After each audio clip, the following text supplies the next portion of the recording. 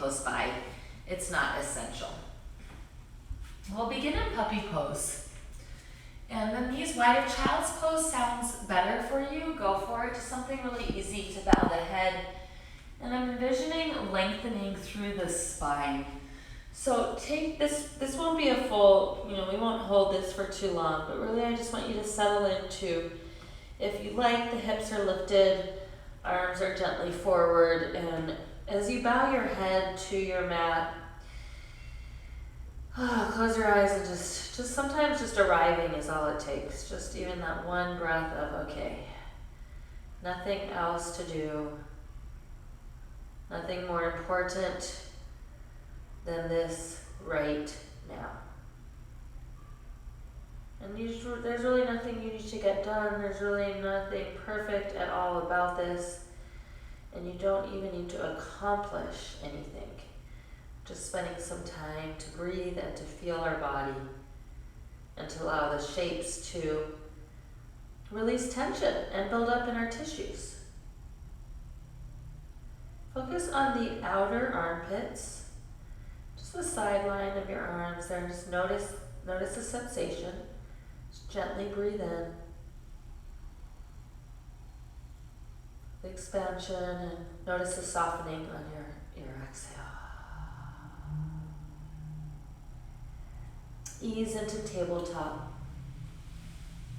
Do any movements you need at any point in time. Here's where I'm going to put something under my knees, just to give some extra push to the knees. It's optional. Dragon pose. Right foot forward.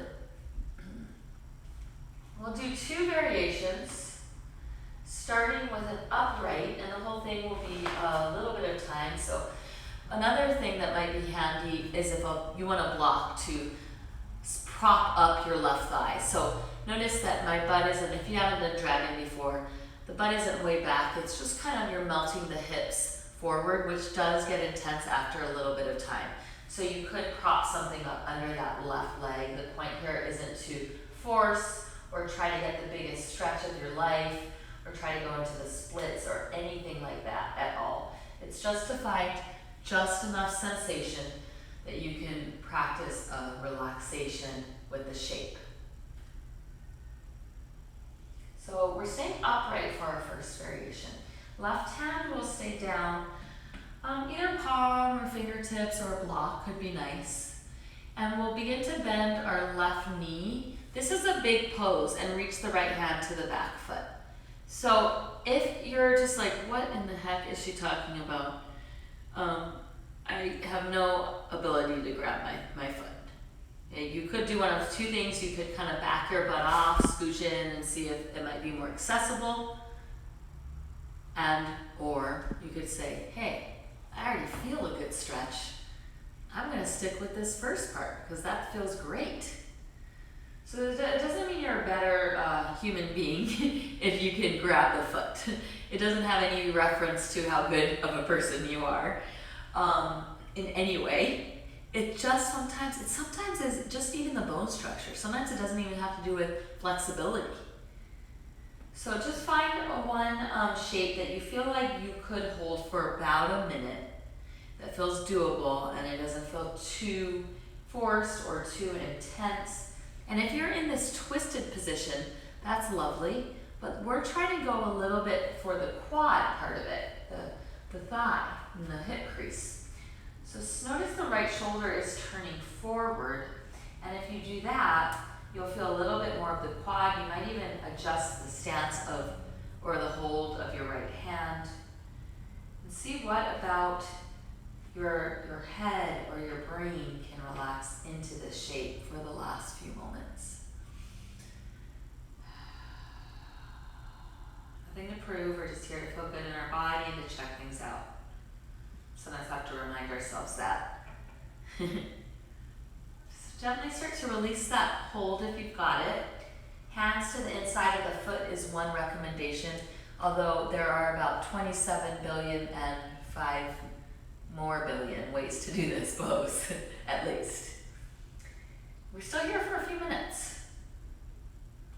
If you want, you can, if you have the space to come to your forearms, feel free. Otherwise you could stay upright. This does target the psoas, which is interesting because it connects the upper body to the lower. It's sort of where you'll feel it probably is what you might know of as your hip flexor area. But the psoas, the iliopsoas, will wrap up into the belly and around to the low back as well. And it's an area of congestion because we sit and we hold a lot in here. And this area doesn't need to be cranked on or forced upon. So if it feels like it's getting kind of too edgy or fiery, back off a little, do what you need.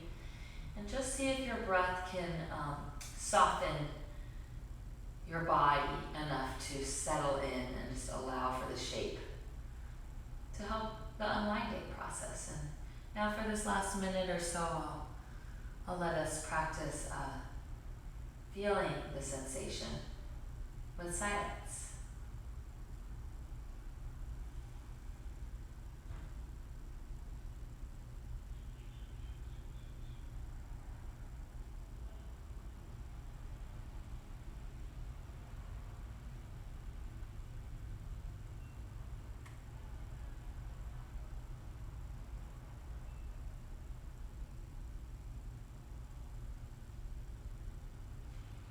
Just a few more moments. Slowly begin to back off of the pose, just pretty slow. Hips work away from you. Back off enough to tap into your left hip crease.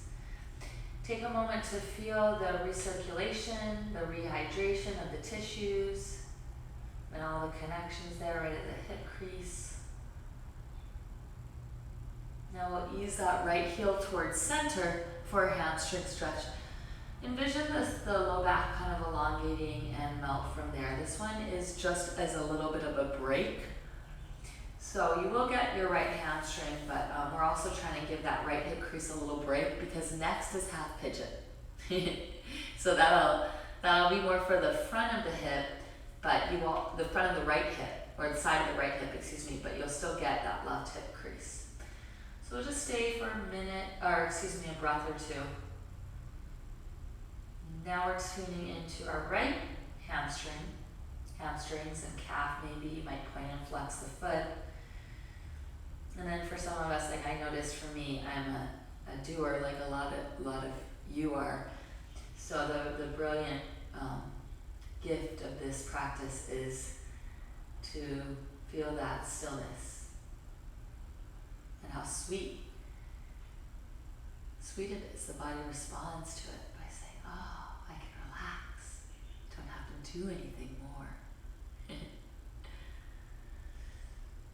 We'll ease into half pigeon next. And of course, thread the needle on your back is really nice. You can definitely go to your back here, thread the needle. I'll show you that in a moment.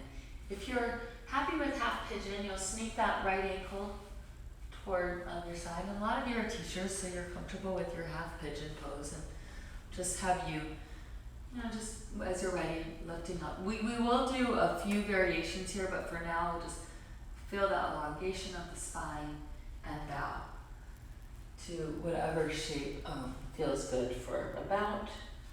First variation, we'll be here for a total of about 4 minutes. And this first part is 2 minutes. So just let yourself sink in.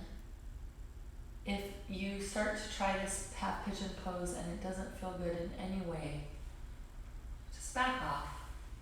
You'll lay on your back, which would be really a nice idea. It does feel good to lay on the back. Cross the right ankle over the left thigh. Maybe that's enough. It's pretty cool to not have to do too much to feel a little bit, or to feel a lot. And you might hug that in. So this is another variation that would be just as good. Okay, totally similar area. A lot of times more accessible.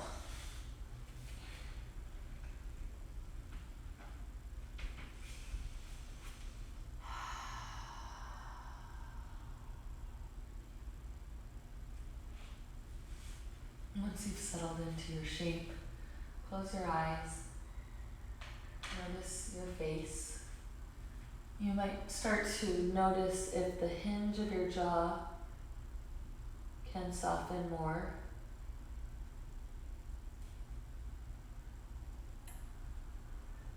Maybe even your forehead is holding a little bit of tension.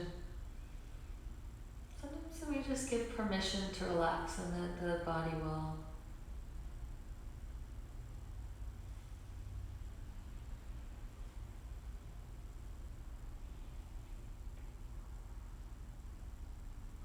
And we let the stillness and the silence be the sweet melody to our soul of care and kindness, ease. The more kindness we give to our body, the more we are kind to others.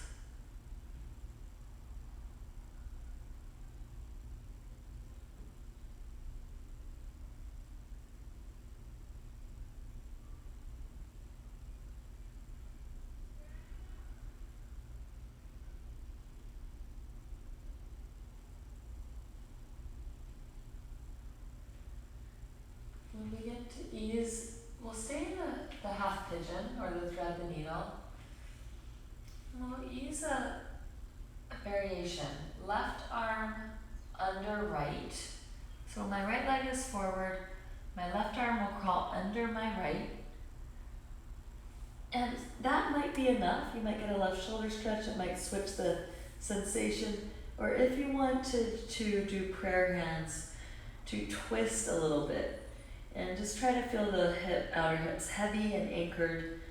And this is just about 30 more seconds. But if the prayer hands, I'm noticing that now that I'm in prayer hands, it's a little bit harder to relax. So what I'll do is I'm going to keep my left arm down and just hook the right hand to the low back. And those of you in thread the needle on your back, tip the formation to your left. Just let the whole formation drop to the left so you can release your arms and relax into that subtle twist and hip opener. So I'm trying to see about getting that pelvis to feel very heavy. And now one more moment here. Okay, so we'll gently release that, and we have one more minute in this shape. Right hand supports you, left arm eases out. Last minute here. So you may, if you have more space for the right hip, you might inch that right foot a smidge forward and pin it down, or just support it with your left hand. And we'll crawl our body so the center of our body will be aiming in the direction of our right foot. Just a little bit. If it hurts anything, the back or anything like that, back off. And once you have that angle, crawl your hands, your arms forward at that diagonal, and maybe reach your arms away from your hips, just enough to start to get a nice spot in the side of the right hip. And switching the angle a little bit will give us a different sensation.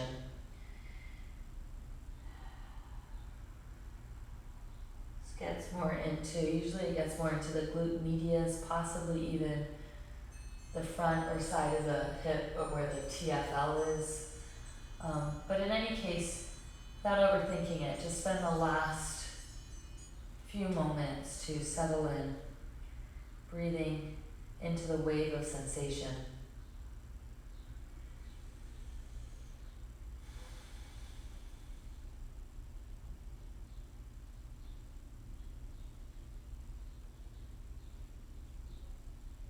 Begin to walk back towards center slow.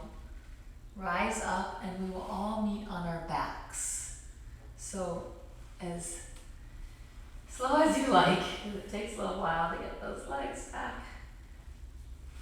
Lay down in a shavasana in between sides. So just let your legs rock out. If you need to shake them out, do so. And once you kind of shake out some of that stuff that got moved around, Well, just find one moment of recognition of all of that you just gave your body so that it can absorb, not only absorb, but metabolize.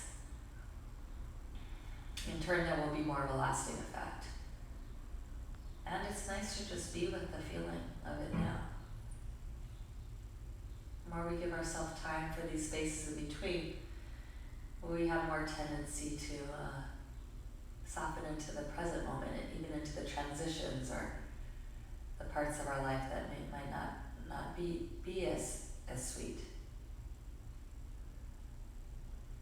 Yoga prepares us for that every class. Okay, so shake it out, stretch, and we'll do all of that on the other side, any way that you can, to all fours.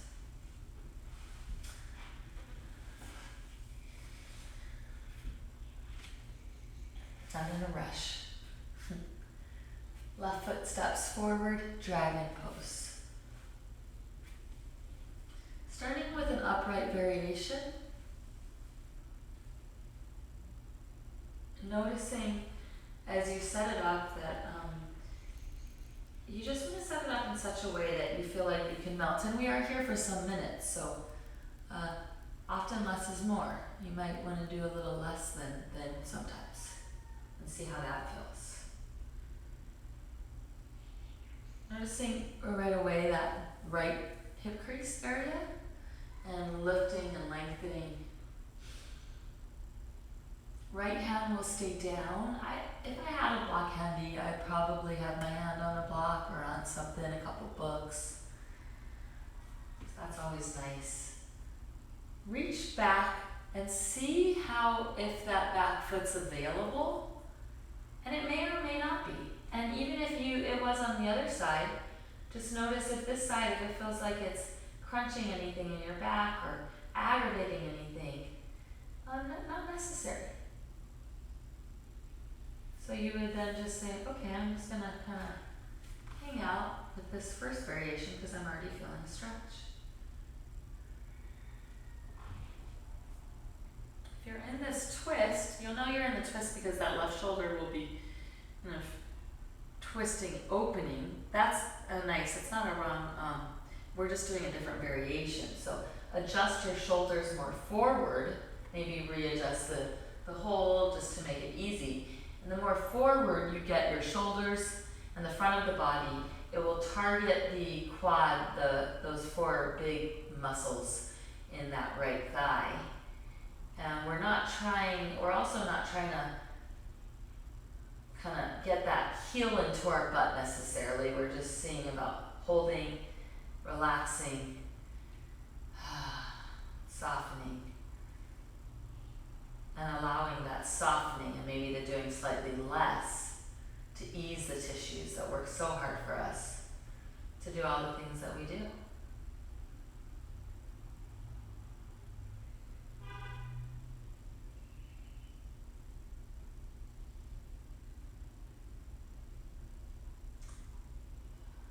Another round or two of breath. It's interesting to taste the sensation of that and the texture of your right thigh right now. Gently start to back off enough to release. Hands to the inside of the left foot's one way, and you could come to your forearms if you have the space. Come to fingertips, blocks. Maybe let the neck relax to neutral. And it's a pretty high level sensation this one is for in that right hip crease. But do take a note that the face isn't need to do anything. Even the toes, the back foot, front toes, they're just not having, the arms have to hold you up a little.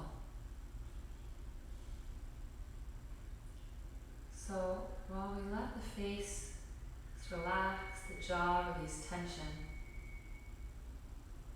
we now bring our awareness right into the height of the sensation that we feel. Without any discussion or analysis, we just Get to know it. Spending the last few moments just getting to know the sensation and being right with it, like a friend, like you would a friend, just listening to it. Just being there, fully and present.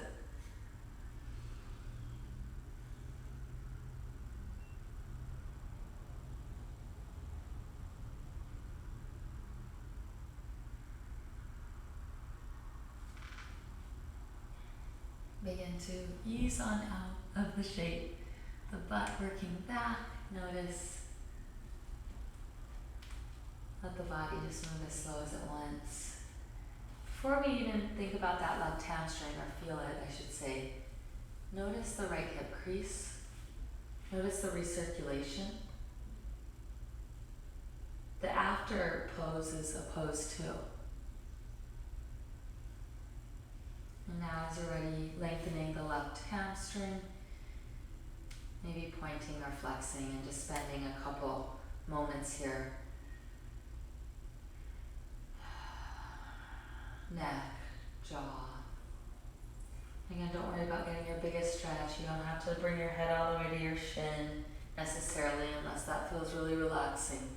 Usually in yin classes we do about 65% of our fullest range of motion, because that gives the tissues, the fascia, ability to reshape.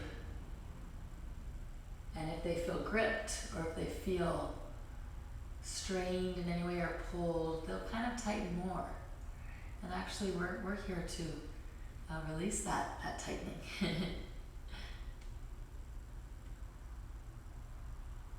Just take another moment.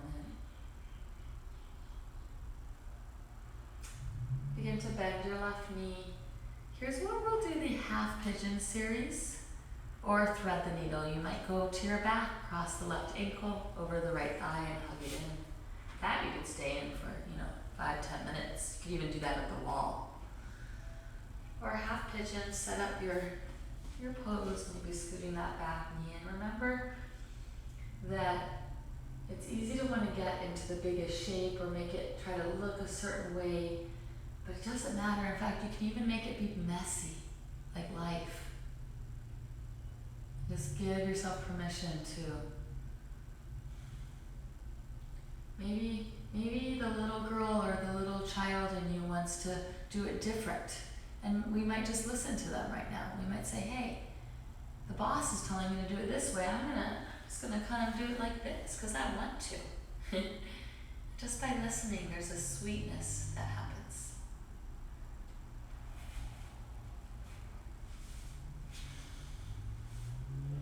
As you're ready, we'll melt into this first phase of our half pigeon. Feel how heavy the pelvis can get. It's almost like even the bones of the pelvis is just letting itself rest onto the floor. And in turn, that left thigh bone drops and that right hip is heavy, the front of the right hip's heavy.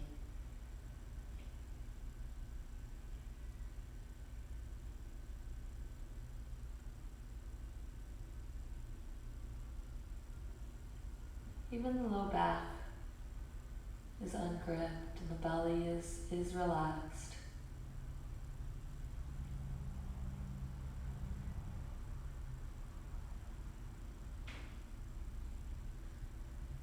Noticing how with the breath in, there's a little bit of a lift and an expansion as the diaphragm pushes down. And then the exhale, kind of the diaphragm lifts back up and we melt a bit. Surrender a bit more. Not because we're trying or desiring or wanting, just because we're allowing.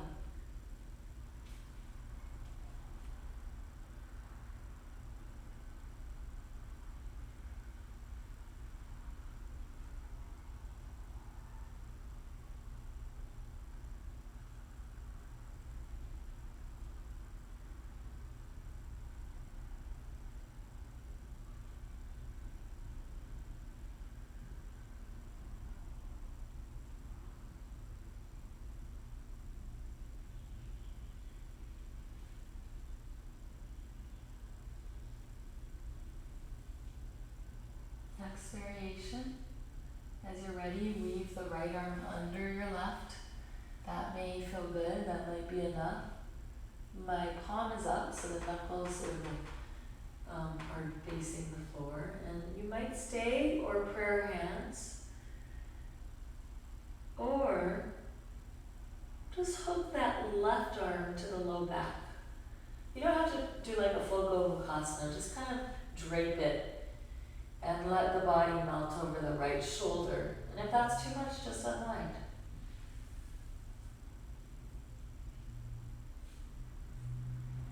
See if you can feel a sense of that left front of that hip crease. Almost like if I was there, I would pry it open for you.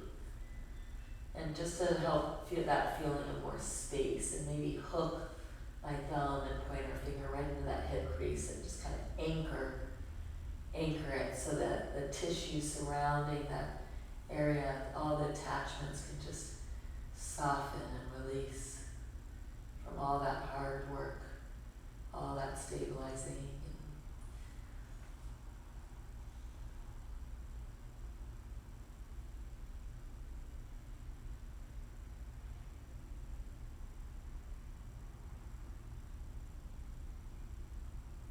Notice how where the upper hip kind of goes up pretty high, where that connects to the lowest part of your back. See if the lowest part of your back can relax. It's like you're smoothing the breath right into the tissues, the paraspinal muscles. The exhale is just softening the grip, the hold.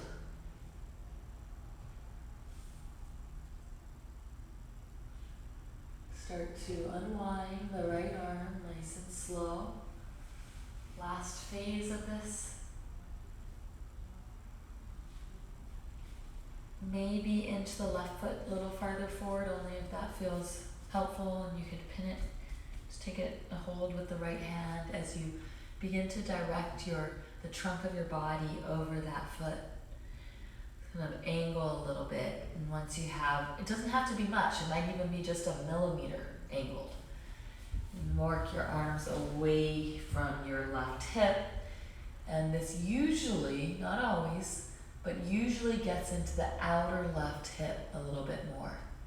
Those of you, if you're just joining or scrolling through or passing by, maybe come down and just do a hip stretch.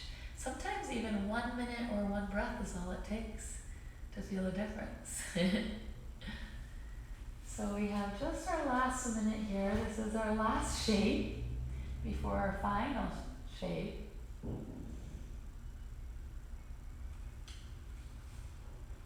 And those of you on your back can tip that formation to the right. Letting your arms release.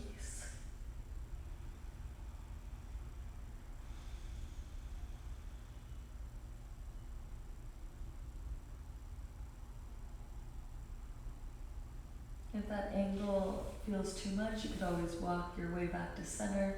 And if you're not really getting that side of that left hip, you can work your arms farther away from you. You'll probably get a little bit more that way.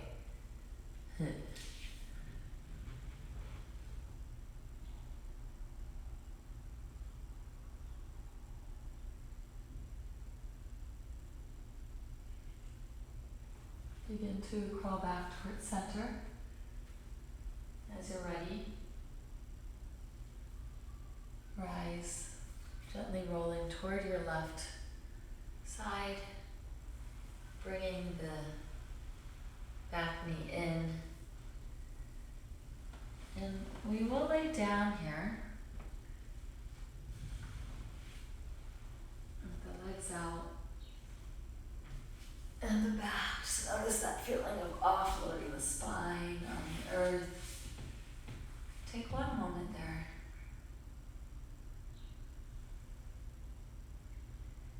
Bend your knees, feet about as wide as the mat. A few moments of windshield wipers. Gently rock your knees right to left. Pretty big, pretty dynamic hip openers there. So Let this be, instead of the full range, let this be a half range of motion, so your sacrum stays massaging the ground side to side. Your sacrum and your upper hips stay on the ground, and just let it be little momentum based half range to imbibe and send nutrients to the spine. Relax the hands. Little pace here. It's half range of motion with momentum. Just letting the knees rock, rock, rock. Another few rounds. Pause in center, knees come in, they knock in. Feel that energy and that life force in the legs. Circulation, the flow. The thankfulness your body is giving you. Thank you so much for taking time, caring for me. This will be where we set up for Shavasana. If you're content in this shape, go for it. If you want to sneak a little support next to a wall that may or may not be handy, you can sneak sideways for Viparita Karani, legs up the wall, if that sounds like it's calling to you. Go for it. Otherwise, legs out in Shavasana, maybe blanket. Now, notice that if you're in Viparita Karani, you don't have to have the legs perfectly straight, and in fact, they just can kind of just be sloppy a little bit, like just let them be. So it almost feels as though the sacrum and the hips are heavy, like you had two heavy sandbags on top of your foot, just anchoring. So we'll just be here for a minute or two. Sweet savoring of this feeling, this calm, this ease. How your head feels so held on the ground. Your arms, however they want to be. Fingertips are so light, free. Belly is just rising and falling with the ease of your natural breath. Pelvis with all its newfound space, just anchoring to the earth. Legs relaxed, free. Toes at ease. Sense of contentment, sense of not needing to be doing anything at all. Feeling how important and wonderful this moment is. Exactly as it is, exactly as you are. Sweet Shavasana.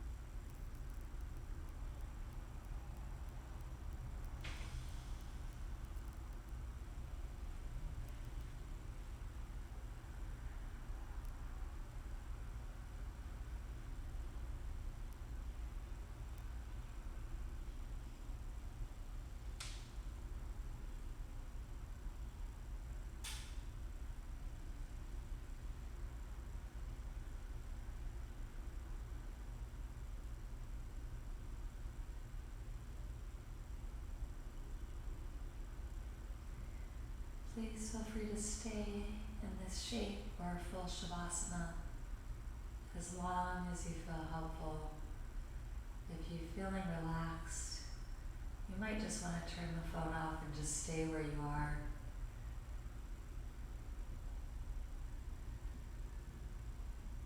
If you would like to move on, feel content, complete. Start to feel your fingertips with your thumb, just kind of rubbing right at those little nerve ending spot there. And your knees. Find your fetal position.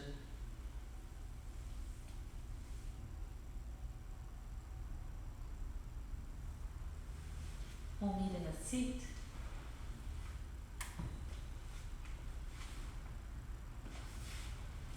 Any seated position feels nice.